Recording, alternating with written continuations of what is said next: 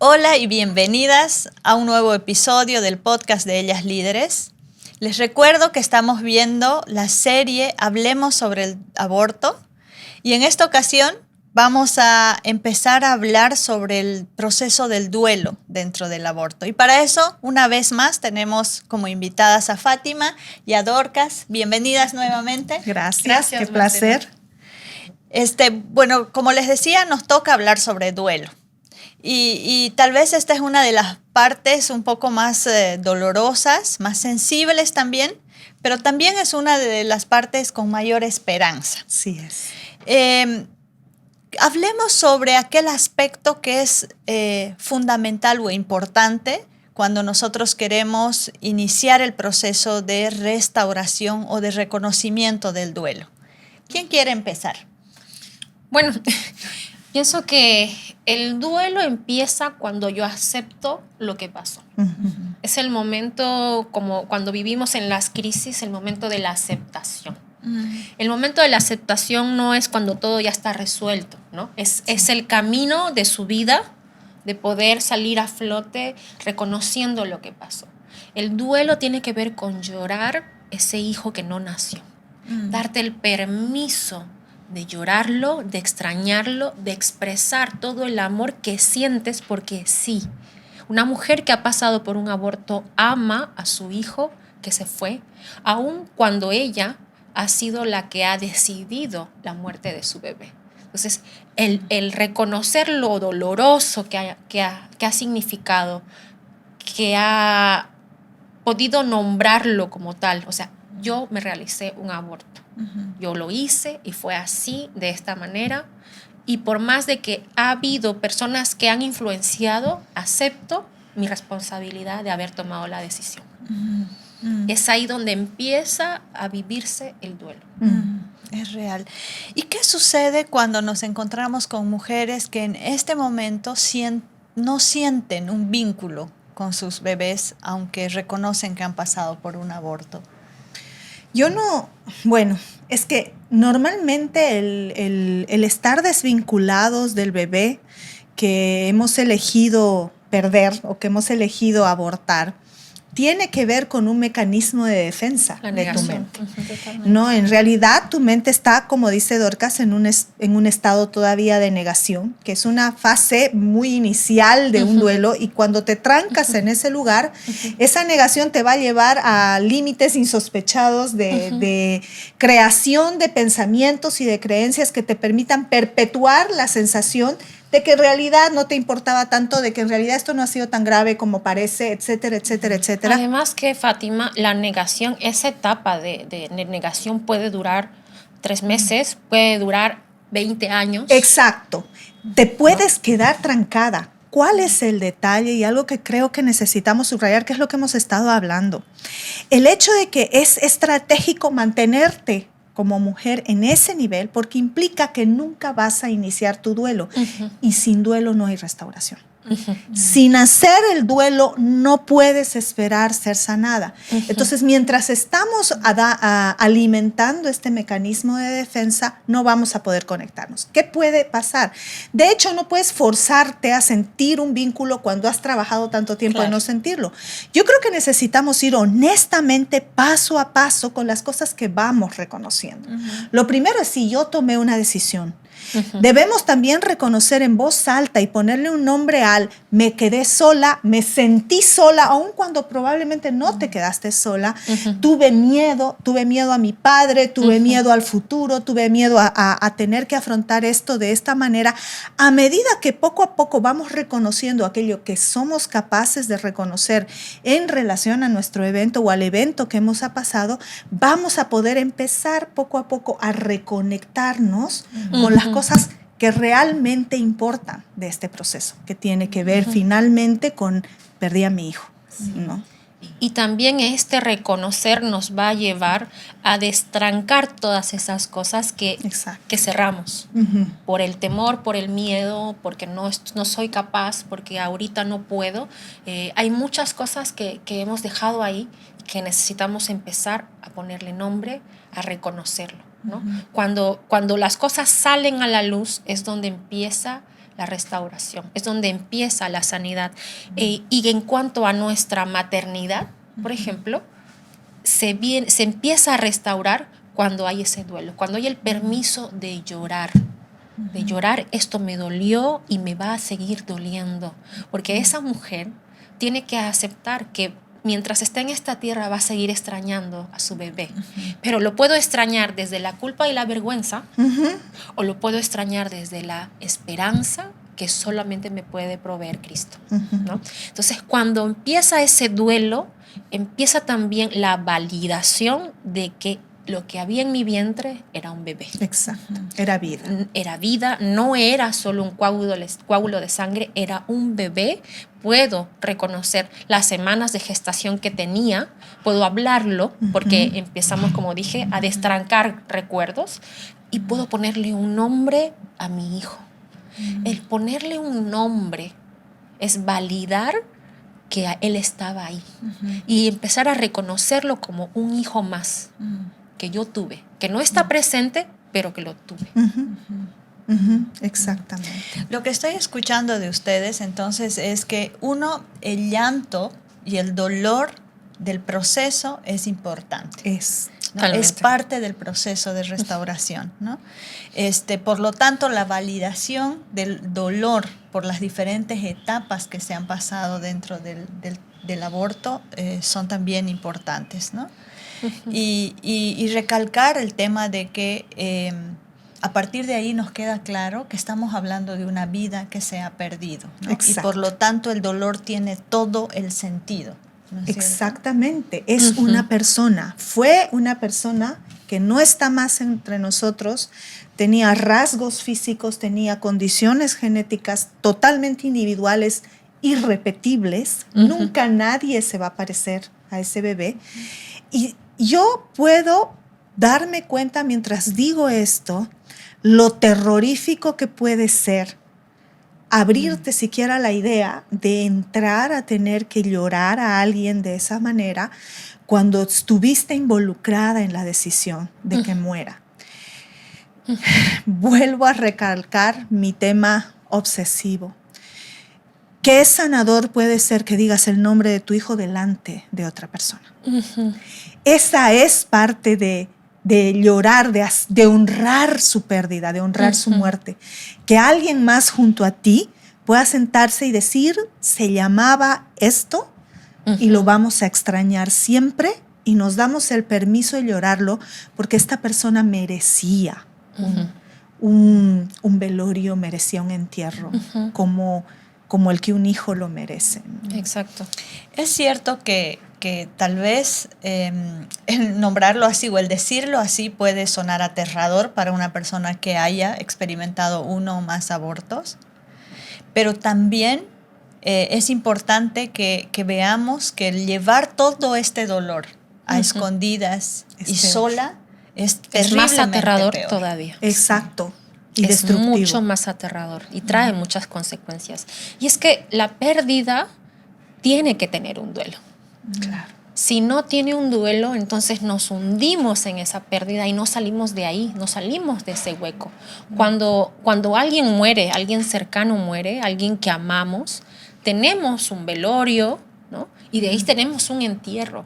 Y el velorio y el entierro y toda la ceremonia que se da no es para el muerto, es para los que estamos vivos, para validar nuestro dolor, para recordarlo, para honrar su vida, porque yo necesito honrar la vida de esta persona que se está yendo. Cuando pasa lo mismo en el aborto, y esto es algo que pasa a escondidas en lo secreto, no me doy el permiso de tener el duelo. Entonces me sumo en el dolor profundo de lo que implica la pérdida, pero no puedo llorarlo. Claro, no lo honras. No lo honro y tampoco sí puedo apoyarme en nadie para llorar con él este dolor de haber perdido, ¿no? Porque es en secreto. Porque tengo que seguir, como dijimos, el aborto es el secreto mejor guardado de la mujer y ella tiene que seguir con su vida. Sus padres no saben a veces, sus amigos no saben, en la escuela no lo saben, y ella tiene que hacer todo un esfuerzo mental, emocional, psicológico para hacer como si nada hubiera pasado y no hay un duelo. No hay un permiso de duelo. También tiene que ver con la culpa. Si yo decidí tener un aborto, ponerle fin a la vida de ese bebé, ¿cómo puedo llorarlo ahora? ¿No? Claro. ¿Cómo puedo llorarlo? Tengo va permiso. en contra. Exacto. Va en contra de lo que he hecho yo misma. No tiene sentido alguno. Pero cuando ella ve que esto es algo natural, que va en sus instintos, que lo necesita, empieza a bloquear mentalmente eso y se queda en la pérdida, no hace el duelo. Es hasta encontrar un lugar seguro donde hacer el duelo, donde ella empieza a validar, empieza recién a sostenerse en otros y ella puede hacer un duelo, porque el duelo no se puede hacer sola. No existe un duelo solo. No existe un duelo solo. Necesita comunidad para hacer su duelo, para validar su dolor, no solamente con ella misma, sino ante otros. ¿No? ¿Por qué la gente se viste de negro cuando alguien pierde a un ser querido? Porque está respetando la pérdida de esta persona. Y para que también la sociedad respete su pérdida. Exacto, sepa que está en pérdida. Y que la vamos a entender en ese tiempo, que vamos a sostenerla, porque somos seres relacionados. Necesitamos no solamente yo validar mi dolor, sino que sea validado por la sociedad. Cuando sucede esto en el aborto, no hay el espacio para hacerlo. Ahora, evidentemente, en algunos contextos, la comunidad se convierte en gente de mucha confianza, ¿no? A veces hemos atendido gente la que su comunidad en ese contexto es solo su consejera o un par de amigos muy cercanos, porque por alguna situación no es algo que se puede dar a conocer de manera abierta. Entendemos que es así, pero de todas maneras existe esta validación de la comunidad, por lo menos de la comunidad más cercana. Exactamente. ¿No? Exacto. Tal vez otra pregunta que surge a raíz de todo esto es, ¿en quién se convierte una mujer después de haber pasado por un aborto? O la pregunta por la que pasan muchas de las mujeres que llegan a consejería es, ¿quién soy después de un aborto? Ay, Dios mío, qué profundo esto. Y todavía pensando en el asunto del duelo, yo creo personalmente como consejera que el duelo es un regalo de Dios, que nos permite honrar lo que hemos perdido, como decíamos hace un momento, y darle el significado y asignarle en nuestra mente y públicamente también el valor que tenía aquello que hemos perdido. Pero al mismo tiempo, este proceso que es durísimo nos permite transitar de un estado o de una identidad a otra. El duelo, cerrar un duelo o atravesar un duelo implica aceptar que la persona del final jamás va a ser la misma persona del principio. Que no significa ni que sea mejor ni que sea peor, no tiene una cuestión de valor ahí, sino sencillamente el aceptar la diferencia y reconocer que la manera en que se va a vincular con su entorno es completamente distinta a la anterior. Sucede con cualquiera que ha perdido a alguien que ama sin necesidad de que esté involucrado el aborto. Implica también cualquier otro tipo de pérdida de relaciones, pérdida de un trabajo, pérdida de, qué sé yo, tantas cosas. Pero en este aspecto en específico, como habíamos mencionado, este tránsito de haber sentido que mi valor como persona, mi dignidad ha desaparecido, he acabado con esto. Transitar el duelo, pienso yo, que te permite llegar a un lugar en donde reconoces profundamente que el valor no es algo que te puedes ganar, sino es algo que Dios te asigna, te da y con lo cual te mira. Creo yo que puede ser. Me trae muchísima esperanza pensar que una mujer que ha atravesado íntegramente y con honestidad su proceso de duelo puede resultar siendo una persona mucho más consciente de quién es ella, de quién es Dios. Totalmente. Y de lo que puede entregar al mundo que lo que fue antes de que esto sucediera.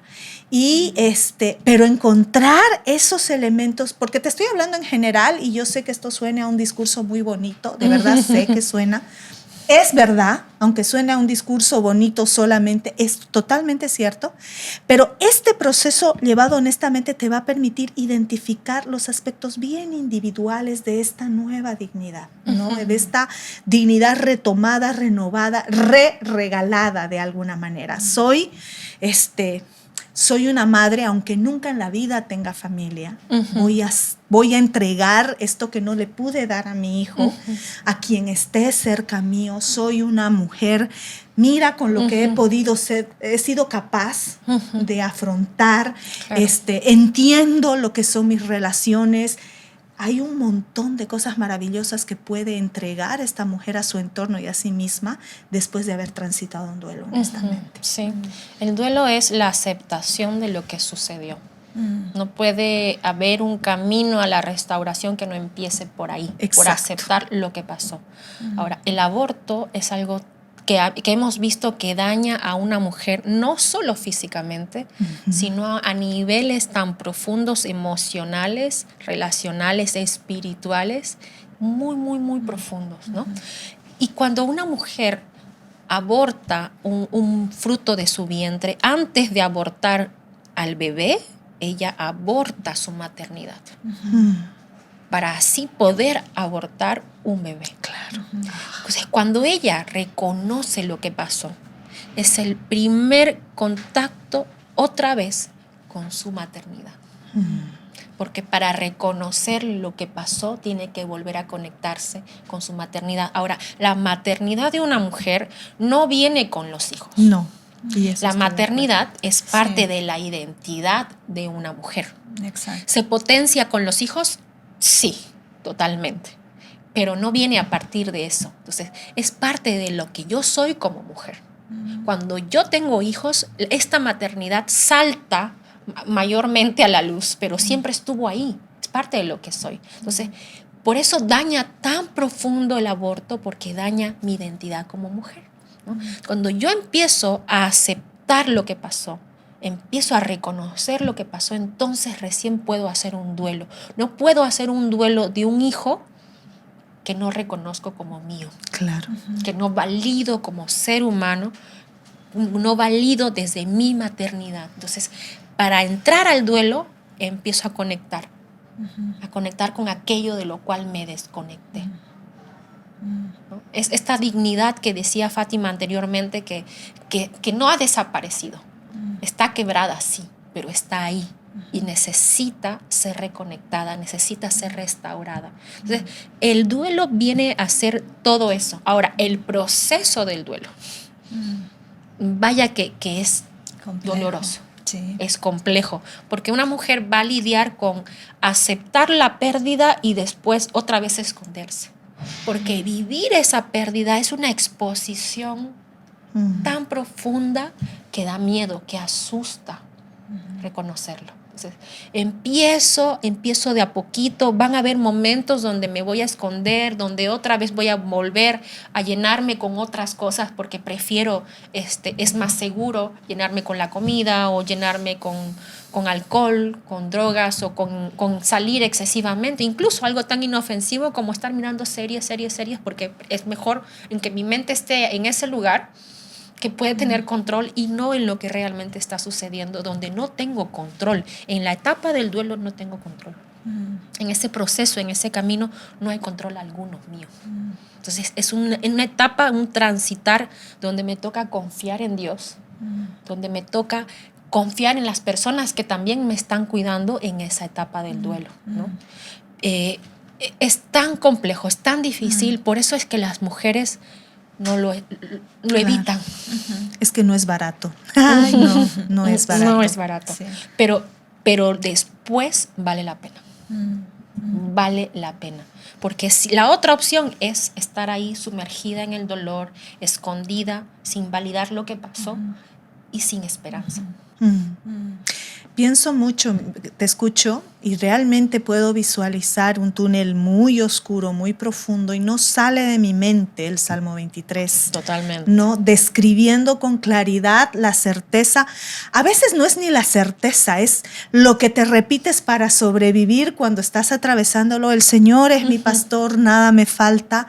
Aunque ande en valle de sombra de muerte, no voy a temer porque Él está conmigo. ¿no? Porque definitivamente en ningún momento queremos enviar el mensaje de que este es un asunto simple o que es un asunto al que se te empuja y ya. En realidad es una decisión profundamente transformadora y va a implicar muchísimo dolor, aún el dolor que has evadido, porque lo has logrado evadir todos estos años, lo has callado. La vida no necesariamente ha sido buena, pero al menos sabes qué va a pasar, ¿no? Es cómodo, es un dolor cómodo. Te acostumbras a vivirlo.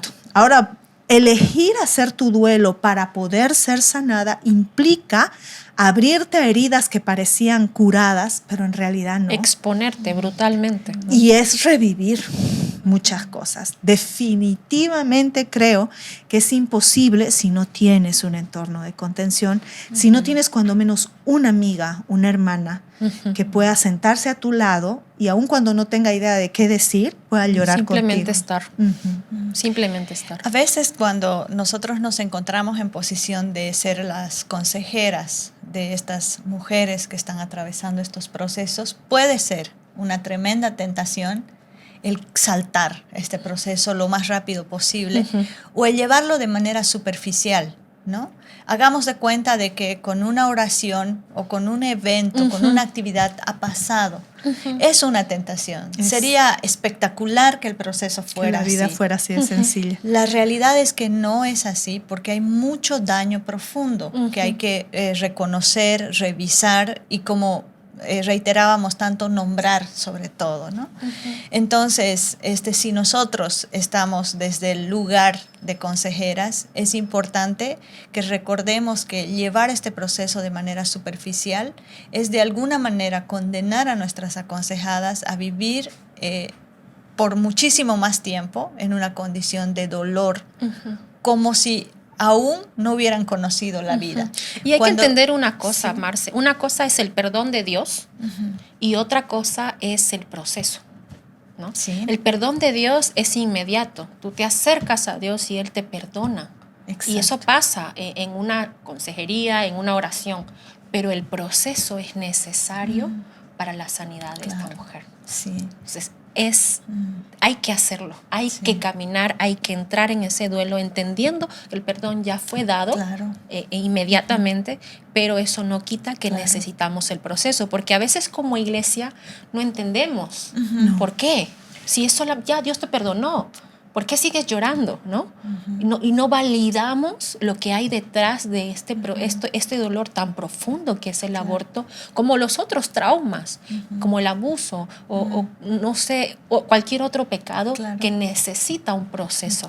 Porque es verdad, el perdón de Dios está, pero las consecuencias emocionales, las heridas, el miedo, las mentiras que se han instaurado en nuestro corazón permanecen ahí a pesar del perdón de Dios, ¿no? Entonces sí, como tú dices, estoy muy de acuerdo contigo, es importante no confundir una cosa con la otra para entrar en este proceso, ¿no? A mí me gustaría, y creo que es algo que especialmente siendo consejera he podido presenciar, y es un asunto que a veces parece un poco más filosófico, pero en realidad tiene mucho que ver con la vida y con la práctica. Y es que cuando nosotros tratamos de saltarles los periodos de duelo a las personas o hacérselas más fácil, más transitables, validamos su dolor. Y ¿sabes qué? Estamos actuando de una forma completamente opuesta a como el Señor Jesús actúa. Para mí ha sido muy revelador reconocer, darme cuenta en los procesos de duelo que he acompañado que el Señor no le tiene miedo a ningún nivel de desastre que hayamos podido provocar. No existe ruptura, no existe quiebre, no existe basura dentro mío a la que le tema. Él.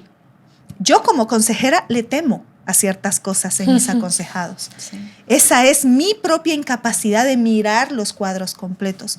Pero el Señor sí es capaz de sumergirse hasta donde haya que sumergirse y mirar de frente el quiebre sin quitarle una sola pizca de lo que realmente es. Porque Él puede resolver eso. Él puede sanar eso. Entonces, convencerme de eso personalmente ha sido un ejercicio de mirar y presenciar duelos míos y presenciar duelos en otras mujeres y darme cuenta que el Señor no le teme a nada, que el Señor realmente no le da asco nada. Ahí nomás se mete, ¿no? Y creo que eso es necesario repetírmelo cuando nosotros nos damos cuenta que hay cosas que necesitamos afrontar. Si estamos hablando de una mujer que reconoce su dolor, que ha entendido que es mamá de un hijo que ha muerto en realidad, que ya se encuentra en ese lugar, podemos pensar en que esta mujer puede empezar a soñar, puede empezar a proyectarse, puede esta mujer empezar a tener sueños. Totalmente sí. Absolutamente. Totalmente, sí.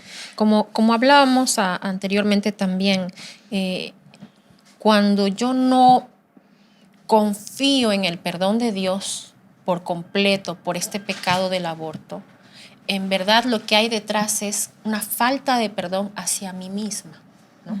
O sea, si yo entiendo, el Señor me ha perdonado, pero yo no me he perdonado a mí misma.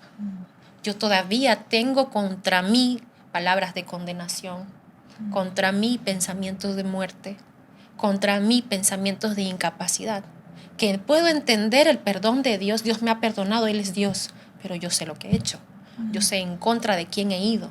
Y es más, si todavía esta mujer ha pasado por el proceso del aborto, donde ha sido expuesta a ver el feto, ¿no?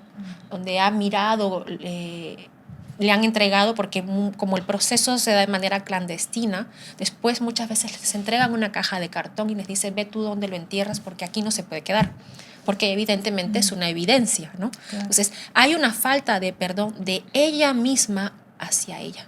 O sea, entender que esa falta de perdón es negar la cruz, porque si Dios me ha perdonado, ¿quién soy yo para no perdonarme a mí misma?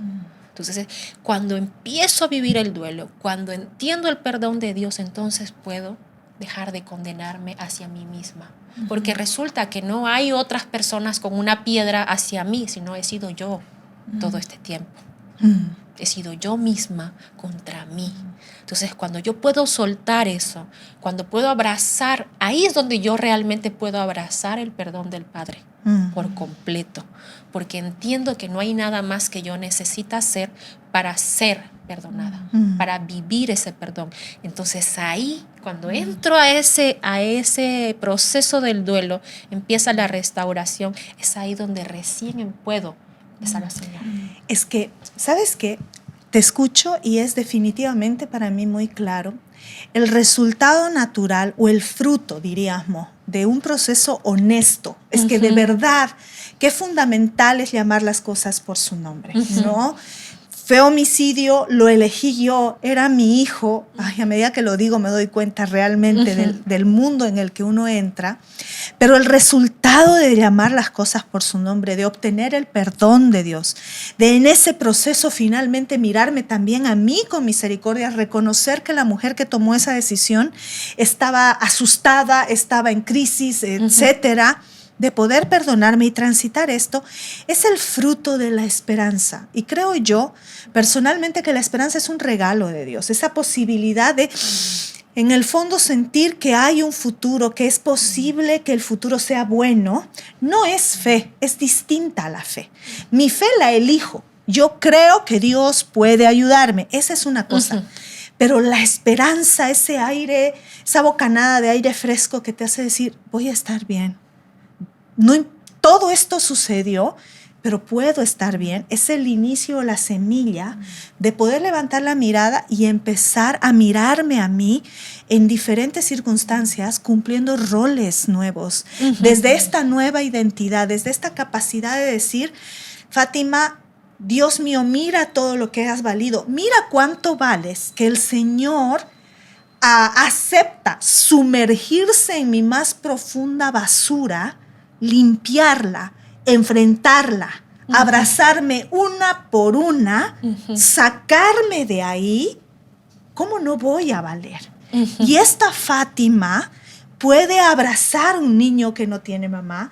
Esta Fátima puede abrazar a una mujer que está en crisis, que también está sola. Esta Fátima puede tener proyectos. Esta Fátima puede reírse de nuevo. Esta Fátima puede ser esposa. Esta Fátima podría ser mamá en el futuro. Es que no hay más. Es el fruto de haber transitado con honestidad un duelo. Mientras hablabas, venía a mi cabeza este pasaje en la Biblia que dice que Dios va a convertir nuestros corazones de piedra en corazones de carne. Exacto. Y a veces este pasaje se puede leer de una manera fría, ¿no? Pero cuando nosotros hemos entendido que de alguna manera nos hemos convertido por las diferentes circunstancias en nuestras vidas, por el dolor, por las malas decisiones, por nuestro propio pecado, en personas que en diferentes áreas hemos creído que la única opción era cerrar nuestros corazones para sentir lo menos posible, para que la vida no duela tanto, nos damos cuenta de que este pasaje está hablando de nosotros, ¿no? Exacto. Y cuando la Biblia ahí en este mismo pasaje promete darnos un corazón de carne, también en ese mismo sentido nos promete que vamos a ser capaces de vivir conectadas con esta vida que el Señor ha provisto para nosotros. La Biblia dice que Dios ha provisto para nosotros una vida abundante. Y eso nos muestra que no debemos conformarnos con algo menos que eso, que podemos aspirar a esta vida abundante porque eso es lo que Dios ha diseñado para nosotros, ¿no? Y eso realmente nos brinda esperanza. Cuando escuchaba a Fátima, algo que yo veo que muchas mujeres que han pasado por la experiencia del aborto y están en el camino de restauración les cuesta es pensar de que ellas pueden levantar su voz y ser mujeres pro vida. Pensar de que yo no puedo defender, o yo no puedo enseñar en la iglesia, o yo no soy digna de caminar con otras mujeres en su dolor y hacer lo que el Señor me ha diseñado para hacer. O sea, cuando entendemos la restauración, cuando vemos el duelo y todo eso tan duro que asusta, pero es el camino, es ese valle de sombra y de muerte, porque en ese valle va a haber dolor profundo, que muchas veces vamos a pensar que estamos muriendo en medio del proceso de la restauración, porque no es fácil. Dejar que el Señor me restaure, me toque, me transforme, no es fácil. Aceptar que no soy perfecta, aceptar que me equivoqué, aceptar todo lo feo que hay en mí y decirle, Señor, aquí estoy, no es fácil reconocerlo. En ese camino es donde yo puedo realmente entender que no se ha perdido. Que lo que se ha perdido, aparentemente el Señor me lo ha devuelto. Y puedo levantar mi voz y ser una mujer pro vida. Y puedo ser digna de caminar con otras mujeres y de conectarme en un nivel de relación con Dios desde un lugar distinto. No estoy en el liderazgo para ser visible. No. Estoy en el liderazgo porque es ahí donde el Señor me ha llamado. Hay una diferencia total. Y en nuestras experiencias trabajamos y conocemos a una cantidad tremenda de mujeres que han sido restauradas por el Señor y que en este momento suelen ser, no sé, las voces más notorias pro vida, ¿no? Y esa Sí, es parte de que nuestras son las que experiencias. levantan voz por los que no tienen. Y pienso nomás ahorita, estábamos hablando tan duramente del episodio anterior de las generaciones tocadas por el aborto. Y la palabra dice que nuestro pecado afecta a la siguiente generación, pero cuando el Señor interviene, quiebra estas maldiciones, trae bendición y dice por infinitas generaciones más adelante. Y pienso exactamente en la misma medida, así como el aborto devastó tanta capacidad de maternar, tanta capacidad de ser padre, me veo a estas mujeres de las que hablamos, que conocemos personalmente nosotras, cuán diferente es la maternidad de esta mujer, aún antes de haber sido tocada por el aborto. Su forma de afrontar la maternidad iba a ser una, versus la forma de afrontar la maternidad después de haber atravesado honestamente un proceso de duelo, es completamente diferente, y me atrevo a decir que extraordinariamente superior a la posibilidad de haber maternado antes, de haber afrontado de manera tan brutal la muerte y la vida al mismo tiempo, ¿no? Entonces entiendo realmente la recuperación de generaciones en el futuro. Totalmente. Y tal vez ya cerrando un poco este episodio, es recordar que habíamos empezado en el primer episodio hablando sobre los principios en los que nos basamos, ¿no? Y habíamos hablado de que Dios es un Dios, un ser dador de vida, que dar vida está en su carácter. Y estamos hablando, en este proceso, estamos hablando de un Dios haciendo esto, una vez más otorgando vida. Hemos hablado también como un principio del hecho de que nosotros, los seres humanos, somos creados a la imagen de Dios y por lo tanto hay dignidad en nosotros, ¿no? Y hemos hablado de que esta dignidad no tiene que ver con las decisiones que hemos tomado, ¿no? Que todos los seres humanos somos portadores de esta dignidad a pesar de haber tomado malas decisiones en nuestras vidas, ¿no? Y también hemos hablado de cómo la muerte de Cristo ha ratificado nuestro valor como seres humanos y es la puerta que se nos ha abierto justamente para poder iniciar nuestros procesos de restauración. Entonces, para nosotros era importante compartir con ustedes estos principios porque son los principios que sostienen todo aquello en lo que creemos y en lo que trabajamos en relación con el aborto. Entonces, no sé si tienen palabras finales ya para concluir. Bueno, esto ha sido una serie de capítulos de ir profundizando a un nivel intenso, muy íntimo acerca del aborto. Yo estoy muy feliz por este espacio de poder comunicarnos, llegar a ustedes que nos escuchan y que puedan entender que el aborto no es nunca una solución. El aborto es un problema aún mayor que una crisis de embarazo, ¿no? Y eso es lo que tenemos que comunicar. Yo como mamá de una adolescente no pretendo de que ella no falle, pero si falla quiero que venga a mí con sus fallas para ayudarla a caminar, porque estamos dando un mensaje tal vez sin darnos cuenta pro aborto cuando nosotros decimos si te embarazas te voto, ¿no? Entonces cuidemos ese lenguaje, hagamos que nuestros adolescentes, nuestros jóvenes, nuestros hijos en la iglesia puedan venir aún cuando se equivoquen, porque saben que los vamos a sostener, que los vamos a apoyar, que los vamos a ayudar a encaminarse, ¿no? Cuidemos ese lenguaje y seamos un espacio seguro para las personas que han pasado por uno o más abortos en nuestras iglesias, en nuestros círculos, y podamos ayudarlas a sanar y a hacer comunidad. Exacto, porque como tú dices, ¿no? El aborto no es la solución, pero también me encantaría remarcar antes de que terminemos que no es el final de tu vida. No es la última parte, tu cuento todavía no ha terminado. Así que hay todavía un montón de esperanza y de cosas buenas por venir, de maravillas. Creo sinceramente que una experiencia de aborto puede abrirte el corazón a conocer a Dios de una manera en que jamás lo habrías conocido si no hubieras atravesado por esta experiencia.